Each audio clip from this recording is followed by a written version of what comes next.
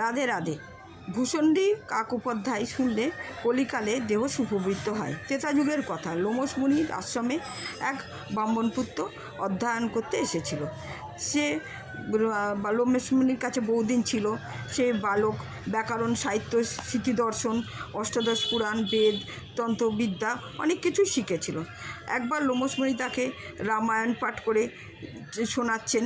জানকী হরণের কথা, রামের রোদনের কথা, বালিবদের কথা, সেতুবন্ধন, রাম নিধন, এইসব কথা দ্বিজনন্দন অধ্যয়ন শুনছেন আর লোমশ মুনি বলছেন। হঠাৎ দ্বিজনন্দন হাত জোর করে বলল, গুরুদেব, রামকে কেন পূর্ণব্রহ্ম বলছেন? উনি তো ক্ষত্রিয় নন্দন। এই কথা শুনে লোমশ মুনি রেগে গিয়ে বলল, তোকে যা পাঠ শেখালাম সব বৃথা, তুই কাক হবি। সঙ্গে সঙ্গে ব্রাহ্মণ নন্দন কাক হয়ে গেল। সে মুনির চারপাশে কা কা করে ঘুরতে রইল। এই দেখে লোমশ মুনির মনে খুব কষ্ট হলো। সে মনে মনে ভাবলো, কেন বললাম? তখন লোমশ মুনি বলল, শোনো, তুমি এক কাজ করো, তুমি অযোধ্যায় যাও, গিয়ে দশরথের ঘরে রামচন্দ্র রয়েছে, তাকে স্পর্শ করো। তার পদস্পর্শ করলেই তুমি আবার তোমার আগের রূপ ফিরে পাবে।